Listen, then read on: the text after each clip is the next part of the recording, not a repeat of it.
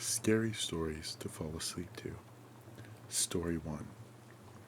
When I was in 4th grade, I met this kid called James. He was a little weird, quiet more than anything, but once I got to know him, he seemed like a chill dude. The thing that should have stood out to me the most was how good he was at voice impersonations. A little too good, in fact. I would have mistaken his voice acting for the person he was imitating if it wasn't for the fact that it came out of his mouth. However, there was one incident that made me want to stay away from this kid. Typing this out 15 years later, it still sends shivers down my spine. I still don't have an explanation for it, and quite frankly, I'd rather not have one. It was the night before Christmas break, December 12th in my school. As usual, we would go out to have snowball fights and go downhill with a sledge. You know, normal kid shit. As I was collecting snow, I got a call from a distance. "Hey, Thomas, time to go home, let's go." It sounded exactly like my mom. But when I turned around, I saw James giggling while hiding behind a mountain of snow. That was strange. I could have sworn that voice came from at least 30 feet away, but looking at James, he was definitely no farther than 6 feet. "Jeez, I thought you were my mom for a sec," I said, pouting. James burst out laughing. "Got you again. You're so easy to trick sometimes." Shut up. I was a little pissed at how good his impersonations were. But then again, it was funny to troll other people with it, especially the teachers. More time passed by, and eventually the teacher did call us over to let us know that my mom was picking us up. Our plan was to have a sleepover before Christmas break began. My mom picked us up in her car and drove us home. We were left alone with a babysitter for the night, since she had to go to work on her afternoon job plus her night shift.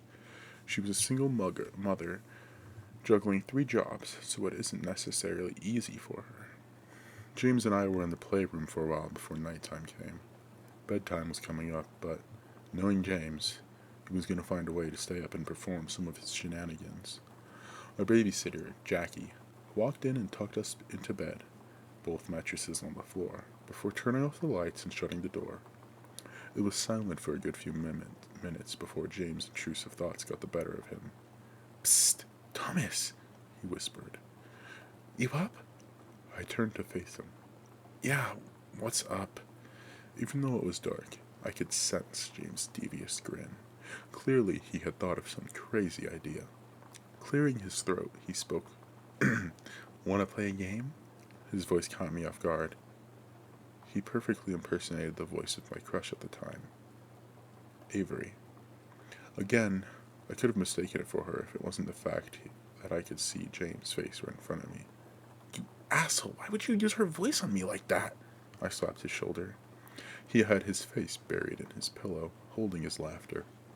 James' voice went back to normal. "Let's play Find and Listen," he proposed.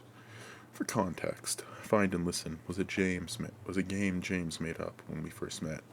I don't know if he had the idea before that, but I'd rather not know. The game was that you would stand in the middle of a dark hallway and see what your eyes would start making up to scare the shit out of you. It was a really weird game, I know, but we were kids, and James was, well, James. So I went along with it with my naive mind. "You should go first," said James, grinning. "I'll buy you a pack of Oreos if you do." "Fine," I replied, getting up, tiptoeing. I peeked under the door to see if Jackie was still awake. To our amusement, all the lights to the house were turned off, and I couldn't hear the TV. So I slowly creaked the door open. The coast was clear. Taking a deep breath, I stood in the middle of the hallway in silence, staring into darkness. It was silent for the first few minutes. Even James, who would usually be laughing his house off, was completely quiet. Besides the dark walls getting bigger and smaller as I looked around, nothing abnormal happened at first. The first weird thing came soon after. Slight breathing was being heard from far away. It wasn't any breathing I recognized, though. Eventually the sound went from breathing to a subtle groan. A very, very deep groan. I started feeling pressure on my chest, as if someone's entire weight was slamming against it. My breath shortened, my body shaking. Whatever what I was feeling, I certainly didn't think that it was very safe at that moment. As time went on, my heartbeat increased by the minute until eventually I could feel it in my throat. Um, James, are you still there? I'm scared, I whispered, my body shaking in even more discomfort. He didn't respond, but I knew he was there because I saw his silhouette still laying down on the bed, sitting crisscrossed. Then I felt something brush my shoulder. Jolting, I turned around to see nothing but the other side of the dark hallway. James? I said, trying to hold the lump of tears in my throat. Again, no response. No matter where I was turning around, I could feel a massive presence behind me, a pressure that I had never felt before. I closed my eyes and curled into a ball. However, the pressure only got worse. James, can the game end now? I asked, a tear forming in my eye. This time I did get a response, but it wasn't James' voice. It was soft, girl's voice. It had a slight echo to it. I thought you were having fun, it said. James, seriously stop, I said a bit louder. The pressure from behind me switched to right in front of me. I could feel something right in front of me, staring at me with a hot, intense glare. Hot breath simmered across my cheeks. It smelled bad. Horrific, even. Come on, why don't we play together? Asked the female voice again. A gentle hand ran its fingers across my shoulder. I tensed up my body, holding my breath. Even though I was used to James' impersonations, this present felt different. Paranormal. The voice then went from a gentle, female voice to a deep, threatening growl. It's okay, it said. Suddenly, I began feeling lightheaded. My consciousness began leaving me. It was a strange feeling I can't yet comprehend even after so many years. The best way I could describe it is when you start seeing stars and feeling lightheaded after getting up too fast. Combined with my head getting pulled upwards, I gasped and opened my eyes, and there it was. A dark figure with piercing red eyes and sharp teeth grinning right at me. Its face longer than a console table. I let out a blood-curdling scream, tears running down my face. Almost instantly, the lights to the hallway turned on, and Jackie, the babysitter, ran up to me, asking if I was okay in a panic. I was paralyzed, petrified. My eyes were widened, body still shaking, tears dripping down my cheek. Next to Jackie was James, his face looking just as terrified. However, something about him felt off.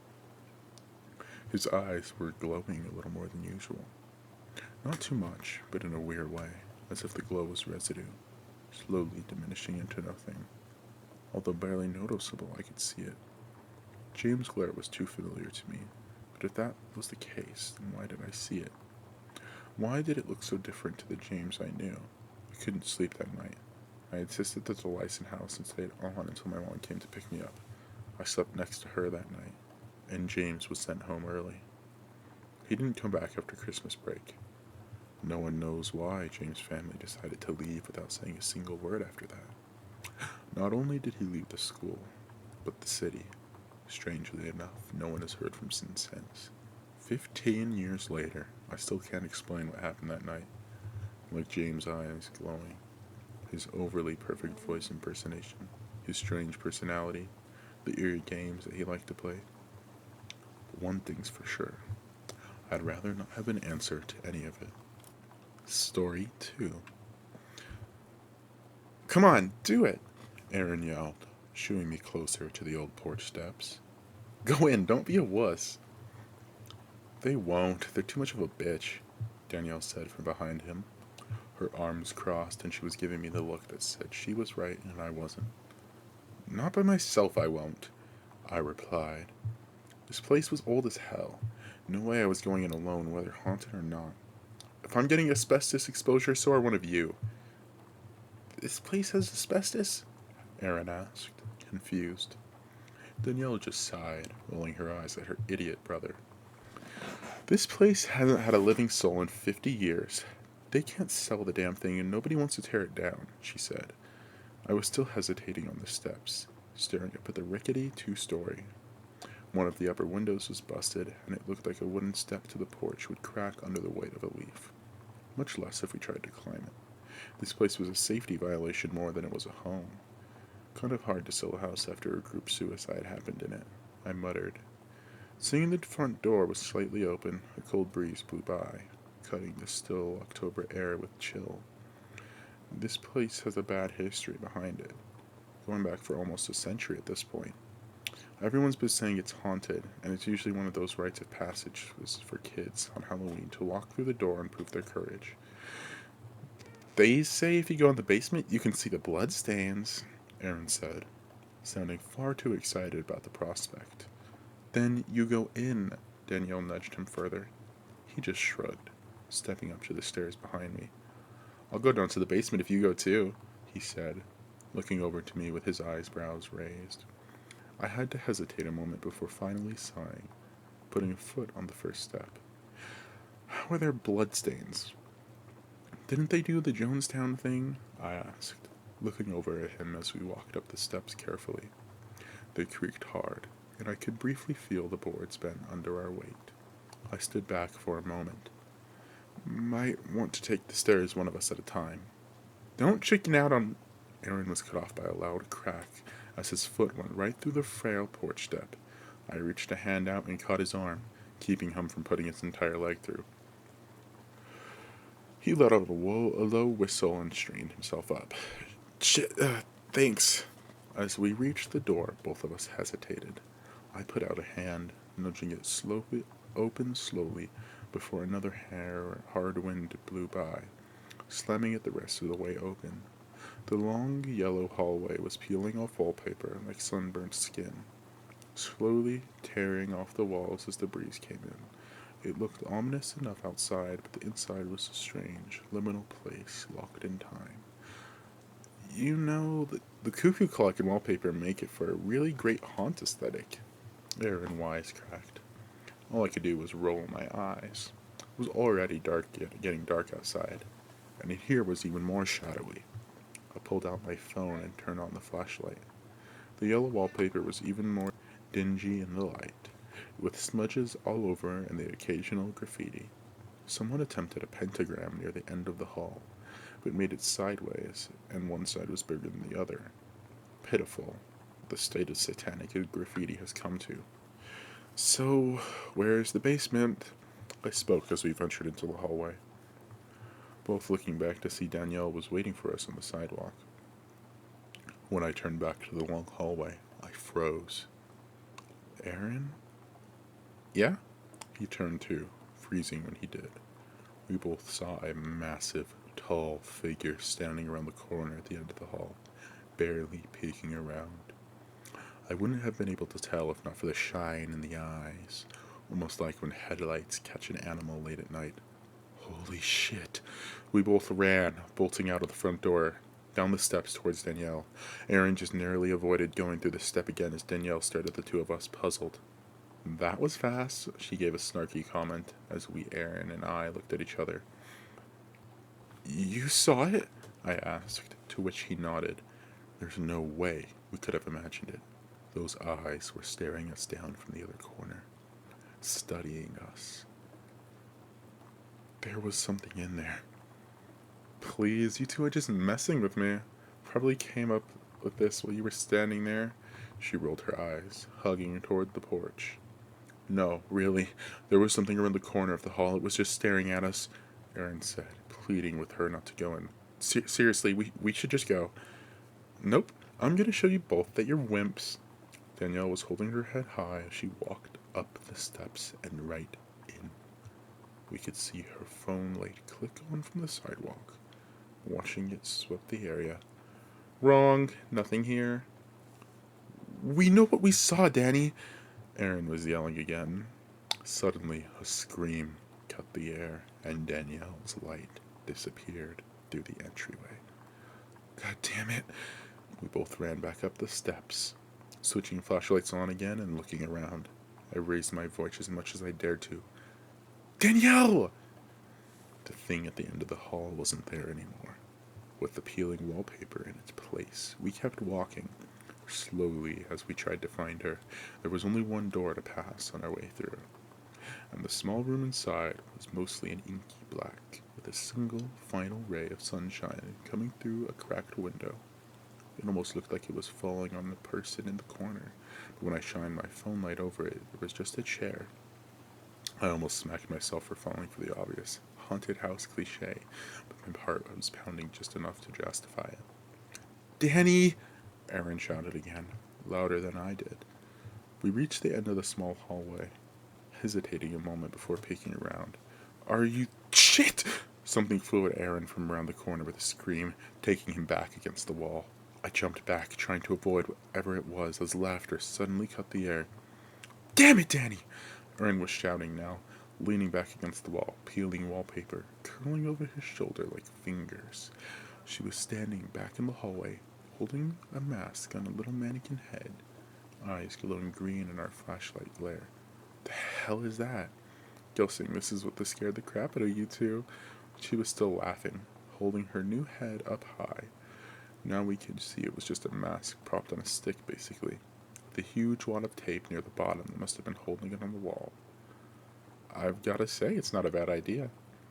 You're the worst sister on earth, Aaron muttered at her, turning to head back towards the front door. Uh-huh. I thought you were going to the basement, she teased him. I could only roll my eyes, not able to take any of their sibling pissing matches seriously. I'm going. Could we please just go home? Aaron was groaning, turning back to his sister. She tossed aside the mannequin head, leaning back against the wall, crossing her arms and staring down at her brother. Guess you're just not brave enough. I could mention to Kelsey Burrow how you screamed when a mask flew at you. She threatened. Aaron turned red, rolling his eyes and looking up at the sky in exasperation. Fine, what the hell is it? He asked. Danielle just shrugged her shoulders, trying to push herself off the wall she was leaning on. The wallpaper still looked like it was curling around her, peeling off the walls. She tried again, making a larger effort to get further from the wall, pushing hard. Aaron just shook his head again, moving toward her. Seriously, don't you think you're playing your cards too close together? I'm not screwing around. She was sounding a little frantic, still trying to push herself off the walls. Now the wallpaper was sticking to her, like it was pulling her back in, looking more and more like cruel, jagged fingers trying to take her. Wait, it won't let me go. Aaron, help! Aaron grabbed one of her arms, trying to tug her off the wall. No good. He looked back at me and I grabbed her other arm. Now it was like we were playing tug of war. Us versus the house with Danielle on the line. We lost. I don't know if I saw the wallpaper suddenly yank her into the wall, but I swear for just a moment it looked like dozens of hands came out to grab her. She let out part of a scream before it was cut off abruptly, with no echo, hanging in the air still. Aaron and I felt ourselves hit the wall hard as her hands left ours, bringing us into collision with the wallpaper. Where did she go? He looked at me, the dim lights from our phones highlighting the fear in his eyes from below. We have to find her. Where did she go? She couldn't just be gone, right? No, that's not possible. Hey, chill the hell out. We're gonna find her. She's gotta be around here somewhere. Maybe she just fell through. Is there a rip in the wallpaper? I started feeling along the wall, trying to see if it pressed inward at any point, but only hitting solid wood and drywall. Aaron! Her voice echoed faintly from deeper inside the house. We both turned, flashing our lights down the hallway, this one leading off to branching stairs. Danny, where are you? He shouted back, the two of us rushing to the stairwell. Aaron! She yelled again, still not responding. Her voice was coming from the second set of stairs, though, leading down. I guess we found the basement, he says, hurrying down the stairs toward a small door. Aaron slipped through it fast, only almost collapsing on the concrete on the other side. Danielle! I was right after him, bursting through the door, stopping as I saw what was in the room. Danielle wasn't there. At least I don't think she was. Maybe she was somewhere in this mess. How long had all this been down here? There aren't bloodstains, I said, looking over to Aaron, who was still on the ground, frozen in fear at the sight before us. There was a massive pit in the middle of the concrete floor. Shadows from our flashlights playing off the side as Aaron slowly inched towards it. Around it were what looked like corpses, but not fresh or preserved. They were bloodied, like the corpses you see in movies after getting dunked in an acid bath. Eyes were hanging loose from some, others were screaming silently with mouths wide open. I wasn't sure if they were real or not, but the way they shone in the light wasn't promising. Aaron, what is this? Aaron, Danielle's voice, but more faint. It was coming from the pit, though, and Aaron looked back at me like he was expecting me to look in. I shook my head, eyes wide. He took a deep breath, slowly picking himself up and shining his light toward the pit and inching over to it. Her voice rang out again, farther now. Aaron! Danny! He shouted back, getting closer to the edge. Are you in there? I could hear another sound. It was more faint, but it was coming from the pit, just like hers. The sound was rising, though, getting louder. I could hear a shrill, piercing whistle at first before it finally became clear. In the circle of glory corpses, a massive pit was now emitting the sounds of 100 screams, if not thousands or millions. They were all screams of agony, pain, suffering, all in one dissonant harmony with each other. I stepped in my chest before I was able to move. Aaron was moving closer to the pit, ignoring the screaming and shouting louder for his sister. Danny, are you down there? We can get you out. He was screaming again, trying to make himself heard above the noise. The screams became overwhelming now. I swear some of them were coming from the bodies around the pit. Aaron got as close as he could to the gap between him, like it was an entrance to the hole in the ground. Do you see her? I shouted to him, the screams starting to hurt my ears. He looked back at me, shaking his head in disappointment. Danielle, we're going to call someone to get help. He was cut off again. All I could see was a brief bit of movement before the corpses close to him suddenly sprang to life. They grabbed onto him, the others circling as their bones crunched, somehow cutting through the screams, skin and guts sloughed off of their bones, some with intestines hanging out. Aaron's screams joined the discord of others, joining as the bodies converged on him, lifting him above their heads with rotting arms. Help! Help! He was trying to fight against it, but he just couldn't get free.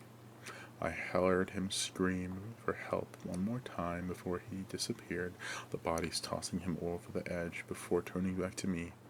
Starting to make an advance, my flashlight was shining in their faces, showing their eyes not lifeless, but burning with the flames of torture, hatred, and suffering, and that's only felt after being the target of so much of it. I snapped out of my frozen state then, turning tail and running through the basement door behind me. I went up the stairs, 2 at a time, hoping to God I didn't trip before making it up. As soon as I did, I almost drifted through the hallway, turning towards the escape. The last turn was in sight with rays of sunshine floating through it from the dying evening sun. I could turn the corner and see it right there. Run! Just damn it, run! As I passed the doorway from earlier, a hand darted out of it, grabbing onto me by my coat collar. I pulled, not able to get out of the grip it had on me. Finally, I had the briefest moment of bright thinking, turning around quickly to see the corpses beginning to shamble around the corner behind me. I slipped my coat off, seeing the mottled skin on the hand that was grasped it tight. Finally free, I ran like hell. Don't think I've ever been as grateful to eat sidewalk, but busting my nose open and falling off that front porch almost made me cry from joy. Whatever the hell was in there, I was out. Looking back toward the door, it was totally shut now, with a rental lockbox over the doorknob that definitely hadn't been there before. I looked up towards one of the windows, trying to see if there was anything different about the house or if Aaron and Danielle were just playing a prank from somewhere. Instead, I saw both of them in the upstairs window. They were both smiling down at me, faces twisted. They both put their bloody palms in the window, leaving prints in the glass. I could just barely make it out in the dimming light, but their eyes stuck with me. No pupils, no irises, just solid white eyes like they were rolled back in their heads. Both just stood, staring down at me while seeing nothing at all. All I could do was run away, run until my breath was ragged, stinging my broken nose. They still haven't found either Aaron or Danny. I told my parents as soon as I saw my mother blubbering out what happened and probably sounding mad. She called the police, I think more to calm me down than anything. The cops finally went in the house. They said it was stripped bare for renovations. No wallpaper, no pit, just bare walls and torn out electrical.